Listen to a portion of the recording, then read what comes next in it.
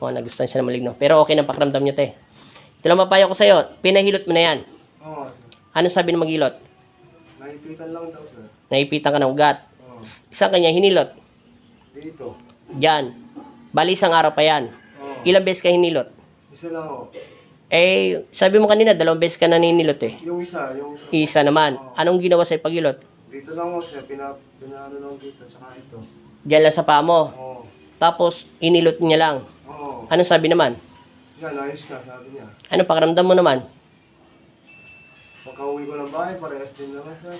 Peras lang yung 2 naghilot. Pagitan lang kada isang araw o araw din na hinilot ka, 2 beses ka nagpahilot. Yun, 2 beses. Sa isang araw lang, pero ibang tao. Oo. Ibang tao, wala pa rin. Titingnan natin sa spiritual mo, ha? Kasi pagka kahit sino magaling maghilot, kahit ako, marunong rin ako maghilot. Pag may sanib, hindi ubra. Kasi iba yung may sanib eh. Pag hinihilot, lalo na nagkakasakit. Kasi meron siyang sanib, tatanggalin sa spiritual. Ngayon, ito lang mapapayo ko sa'yo. Anong ginagawa mo ba? Ano ka nagkasakit niyan? Ano ba ginagawa mo? Tatrabaho po ako. Tatrabaho po. Ngayon, hindi. Bakit ka nagkasakit ng ganyan? Anong ginawa mo sa ka ba pumunta? Ano po, kumuha ko ng kahoy. Kahoy, sa trabaho mo. Saan? Sa bundok? Hindi, pag-uwi ko po ng bahay, nangahoy po ako kasi nagkakahoy po kami sa amin. Saan ka nangahoy? Sa mga gubat-gubat? Oo, gubat. Tapos pag uwi mo, Yung pag umaga, sumakit po yung ano ko, yung pakiramdam ko. yung anong masakit sa dibdib mo? Titingnan natin sa spiritual, ha?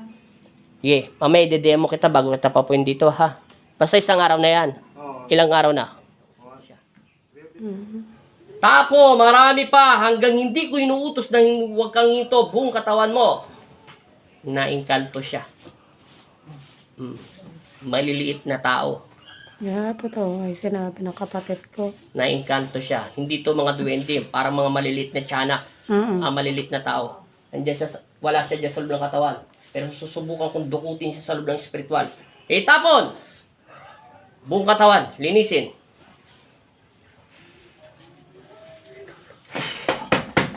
Lahat, ubusin.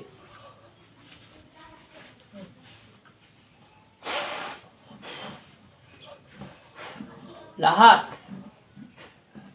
Wala. Umalis siya. At alam niyang pupunta siya sa Espiritu ng Panginoon Kristo. Tanggalin mo lahat. Itapo mo lahat ng sakit na nilagay niya sa'yo. Nabati siya. Nabati ng mga engkanto. Kasi laki lang ng kalahati ng tao. Tanggal. Hindi ito mawawala kasi marami. Ubos lahat. Marami pa yan. Marami pa. Hanggang hindi ko sinasabing hinto mo yung kamay mo. Huwag mong hinto. Tapon. Lahat. Tapon. Wala sa loob ng katawan ng kapatid mo yung sakit. Ay, wala yung nasa loob ng katawan niya yung nananakit sa kanya. Andun sa kung saan siya pumunta. Kung saan siya nangahoy, nandun. Baga biniro lang siya. Tapon.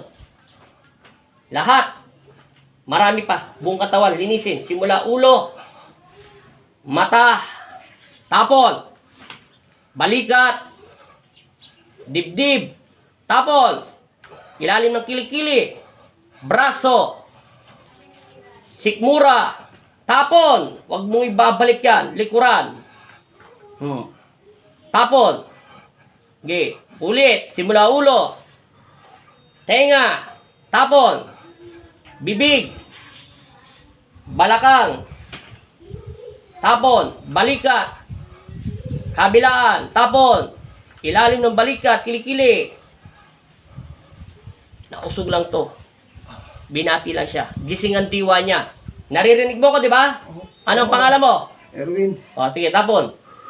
Ang tawag dito, lilinisin sa spiritual. Makinig ka sa akin, kalasin mo lahat yan. Marami pa. Anong bumababa? Mainit, malamig sa loob ng katawan mo?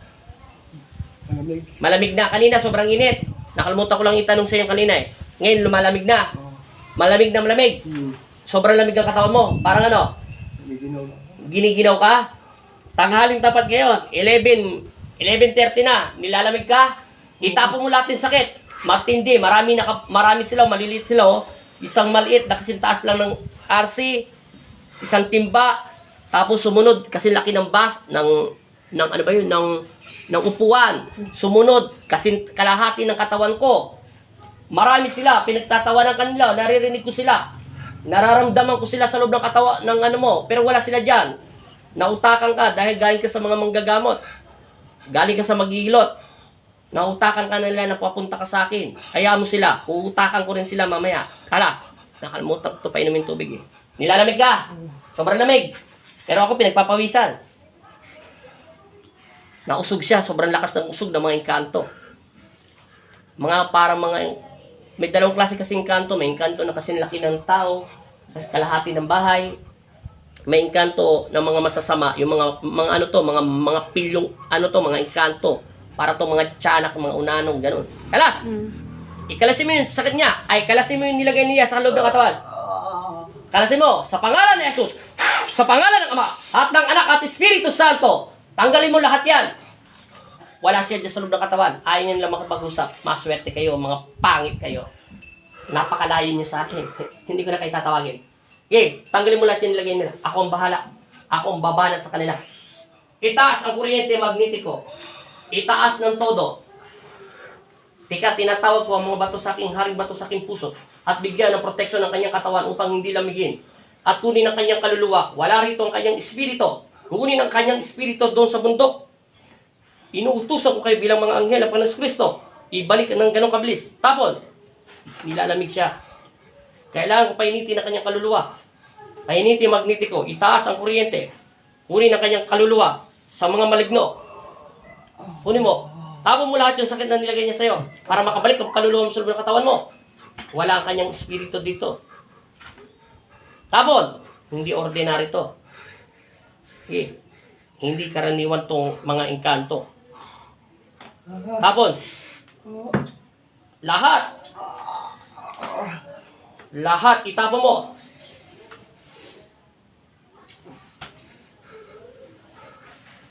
Yan na daw, umiinit na. Sabi ni magnetiko, umiinit na yung pakiramdam mo.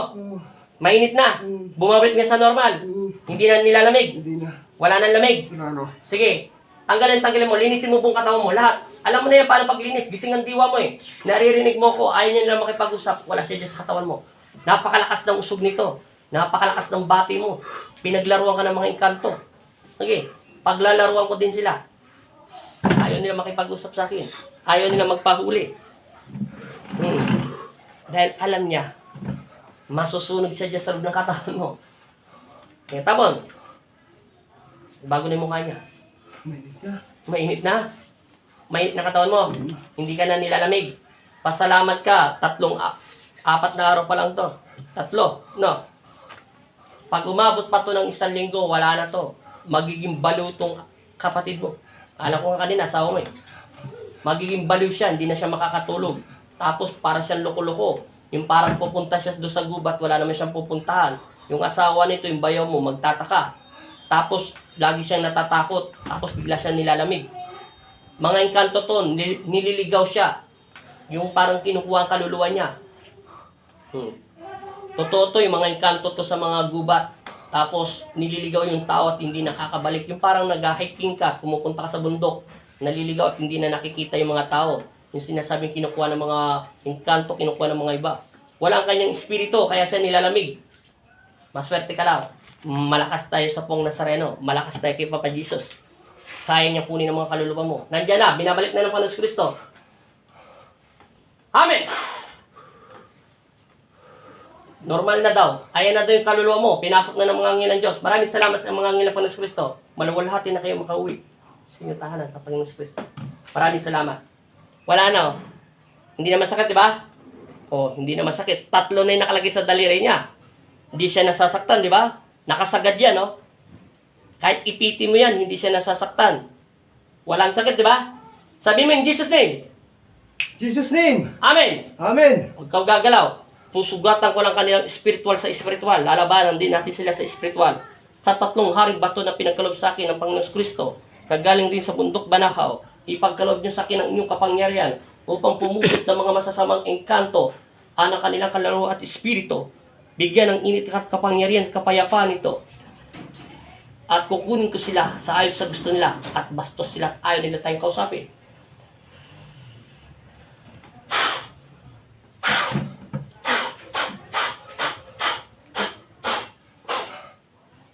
Amen. Amen. Dilat. Wala na, oh. Bumalik ng kaluluwa mo. kinuha nilang espiritu mo. Sabi mo in Jesus name. Jesus name. 3 beses. Jesus name. Amen. Amen. Teka lang, inumin mo muna itong tubig. Huwag mo nang tatayo.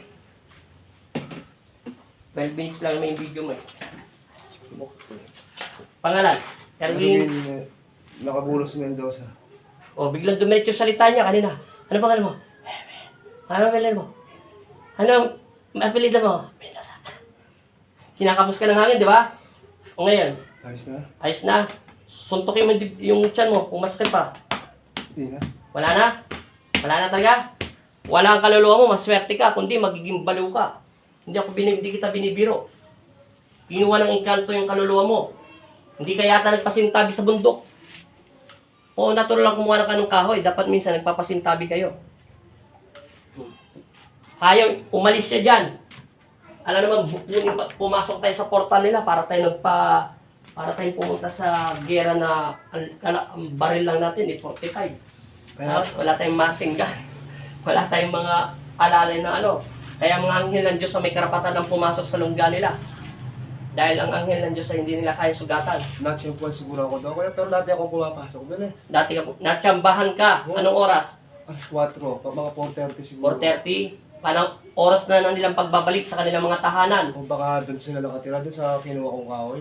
Doon sa kinuha kahoy. Pinutol kasi yun eh kuya. Malaking kahoy yun eh. Yung sanga lang kinuha ko. Yung malaking puno. Oo. Talagang malaki talaga siya. Oo, Tapos pinutol siya. Oo.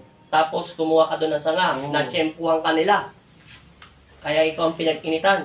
Wala kang kaluluwa. Nakita ko yung espiritu mo rito. Dala-dala ng anghel. Oh. Tapos pinasok siya dito sa likuran mo. Oh. Kaya ka nilamig eh. Ang init-init. Pawis na kami. Ano pakiramdam mo? Sige, pera mo natin. Tumayo ka. Tumalong ka pala. Sabi mo in Jesus name. Jesus name!